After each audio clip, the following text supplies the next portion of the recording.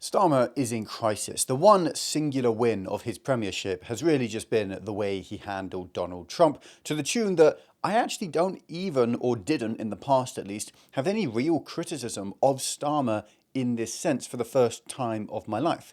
He pandered to Trump almost perfectly. He gave him this letter from the king and a state visit, and Trump absolutely loved it and lapped it up. And he branded Britain and the UK as entirely separate to the UK. So when Trump's previous tariffs came flying out, well, Britain got really the single best deal in the world.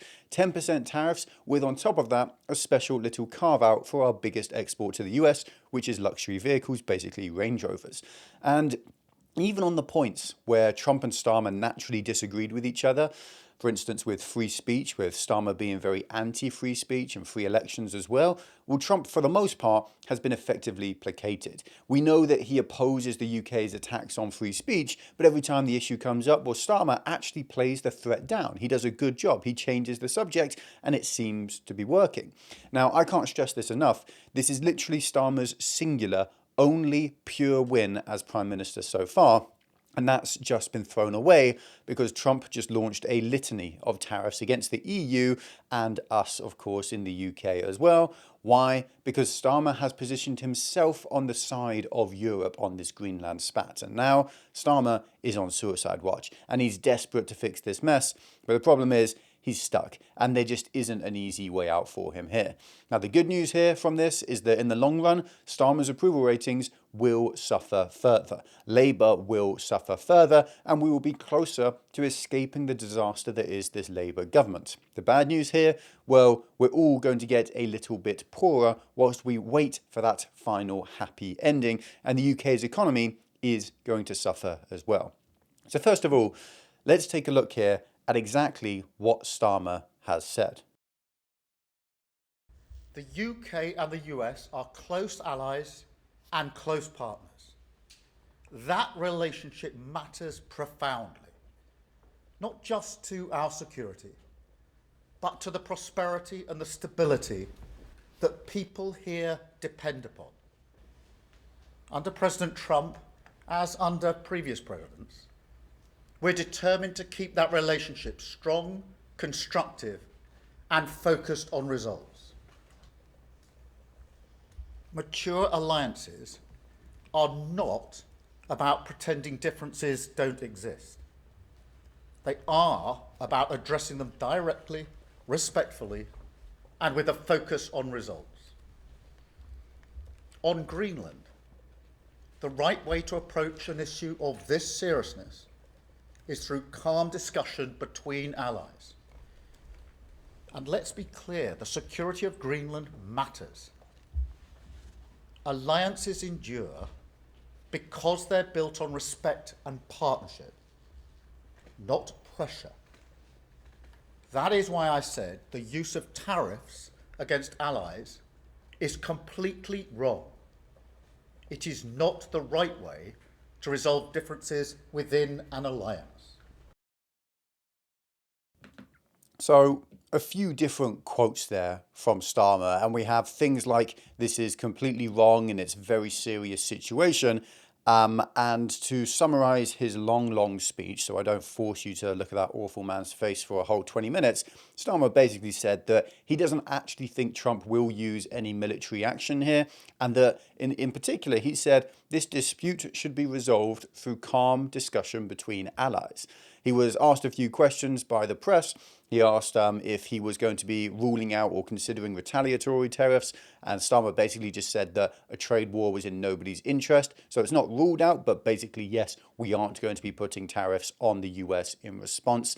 And we really do see Starmer siding firmly against Trump with Denmark here. He's been aligning closer with the EU over recent months, so this isn't a huge surprise. He's been trying to get us a new deal with the EU and essentially sneak us back into the EU, so this really does make a little bit of sense. But what we see now is that Starmer's hand has been forced by aligning closer to the EU, and in particular, a few days ago he announced that Britain would be sending military forces to Greenland in assistance of EU nations to help Denmark and Greenland. Well, it later turned out that we weren't sending military forces, we were sending military force, singular, not plural. It was one single British Army officer was sent to Greenland. That alone seems to have sealed Starmer's fate. If we hadn't done that, we probably wouldn't have been hit by tariffs, but that's a done situation now. It was a mistake Starmer made, but oh well. Now, a lot of people are wondering, why is Trump doing this? And I have a little bit of a different point of view here that I thought I would share. For context, my full-time job, this is my sort of second channel, almost like a hobby because I don't make any money from it. My full-time job is covering economic and financial and geopolitical news here on YouTube, essentially, and analysis. And we've had a lot of news over the last year, in particular with Trump putting tariffs on every other country in the entire world on something that he called Liberation Day.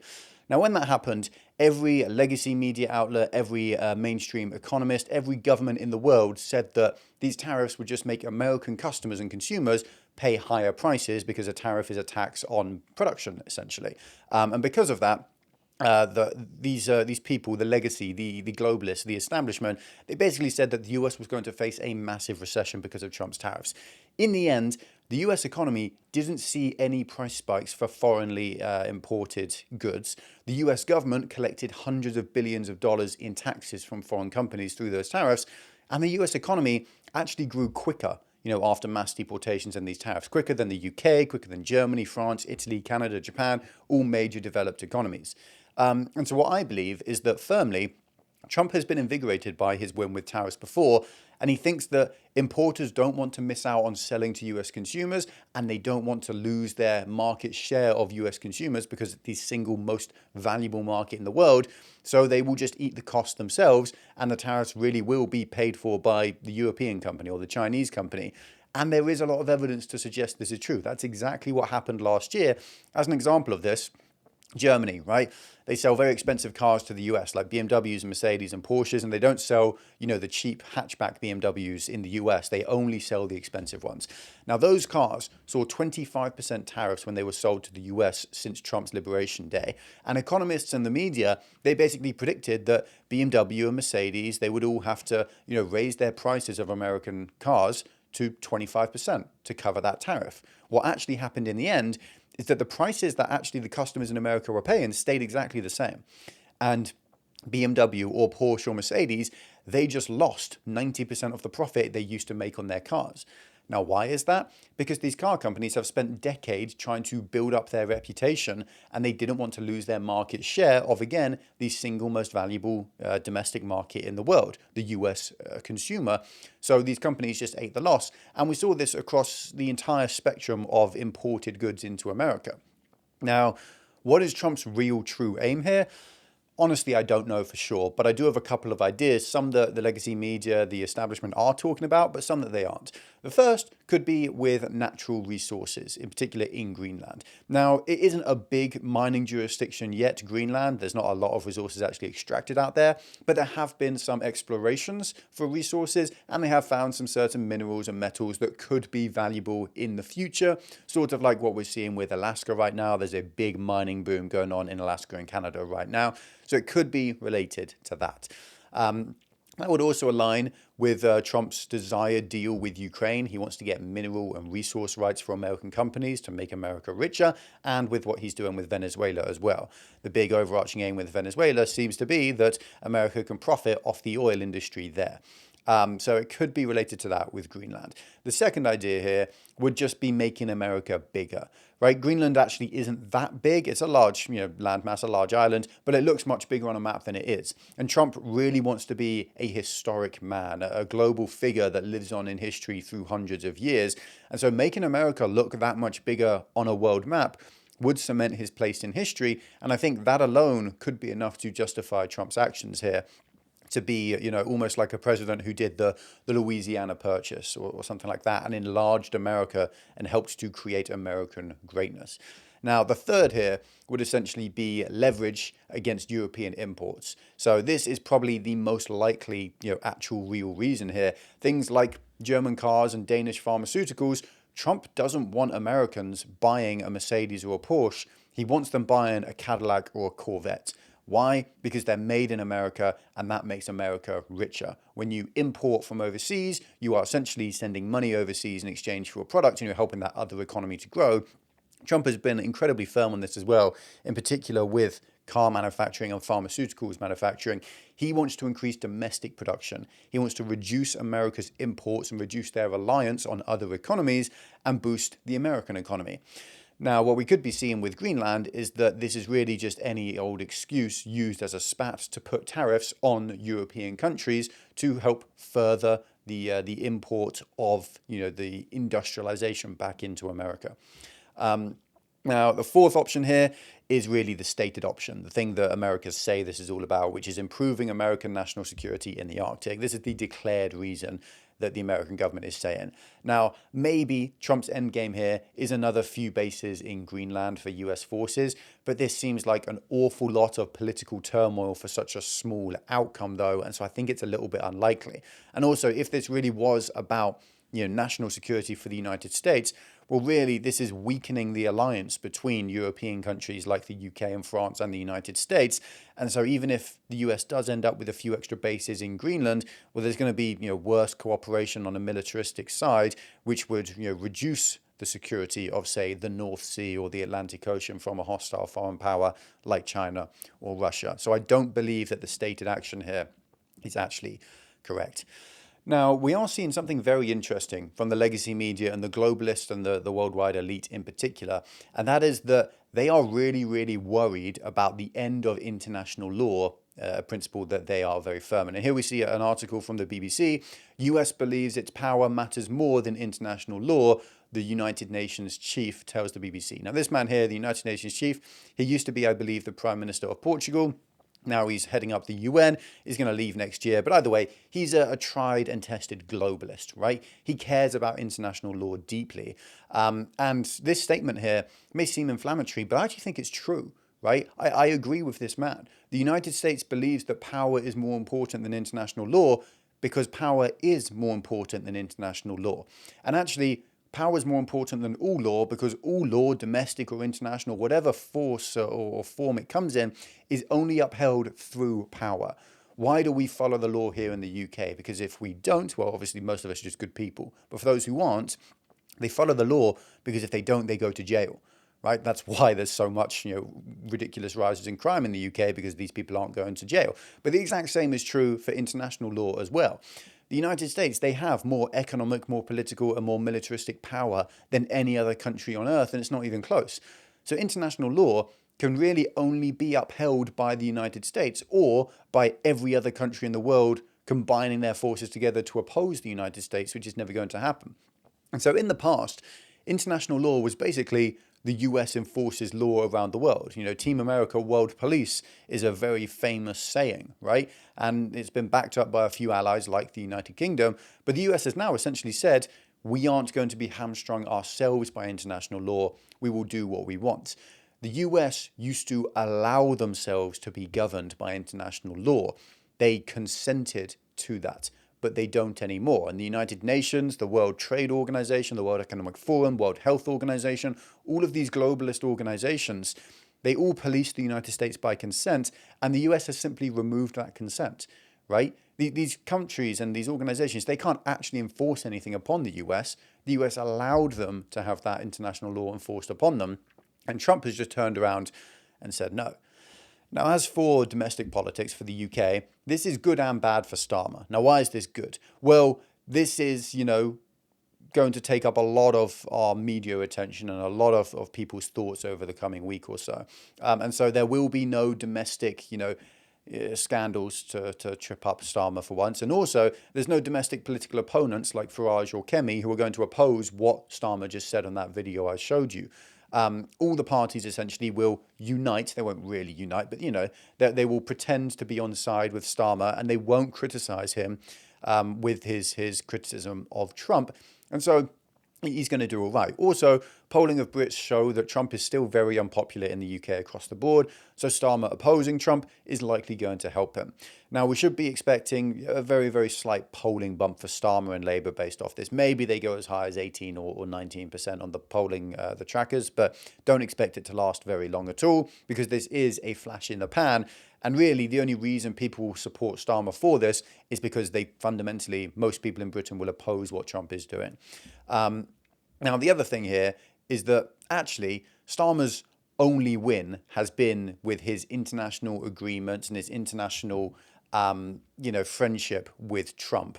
And so this is going to end up very bad for him on the long run because this has damaged that success that Starmer had. On Liberation Day, right, the UK, the tariffs we got were literally the best outcome in the entire world. Literally the best. Why? It's not because Starmer was smart or because the US has, actually loves Starmer or loves the UK. It's frankly because the US has a trade surplus with the UK, not a trade deficit. That means that they export more goods to us than we do to them.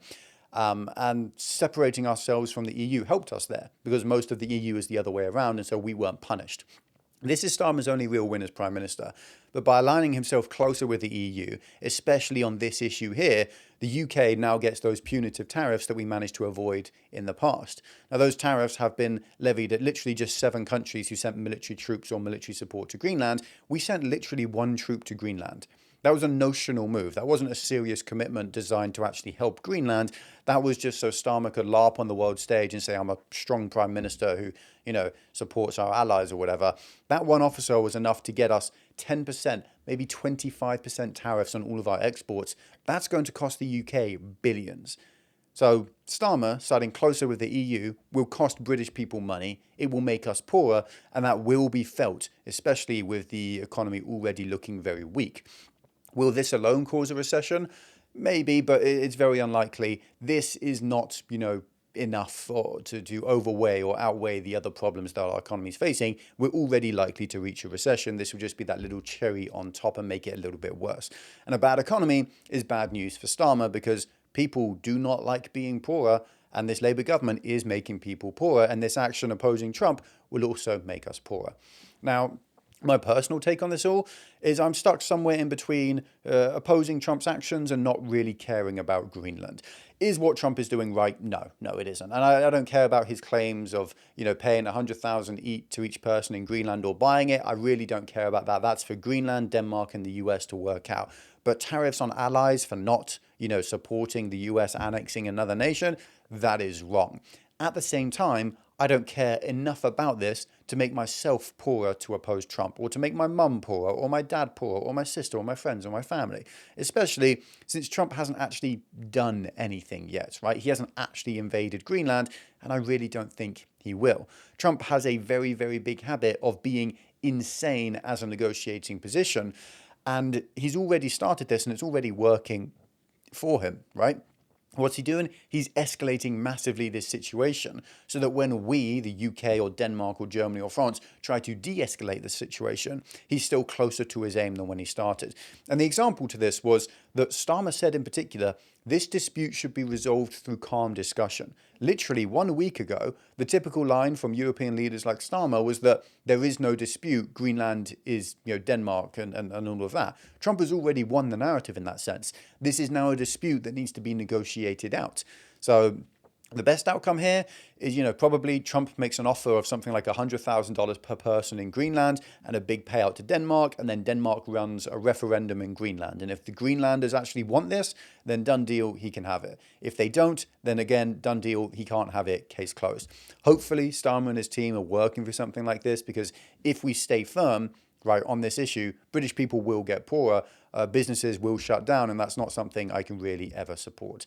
Now, if you want to help me grow this channel, then subscribe to this channel, click the like button, send me a comment down below, and send this video to someone else who you think needs to be educated on what's actually happening here. Or if you want to hear all about the brewing coup from senior Labour MPs and ministers against Keir Starmer, well, you can watch this video here. Keir Starmer is on the ropes. His own MPs are threatening to resign and force by-elections that would lead to national embarrassment for Labour and Starmer if he doesn't give up his power grab move to remove jury trials, an 800-year-old human right in Britain, to be replaced by his 2-tier judiciary that allows him to lock up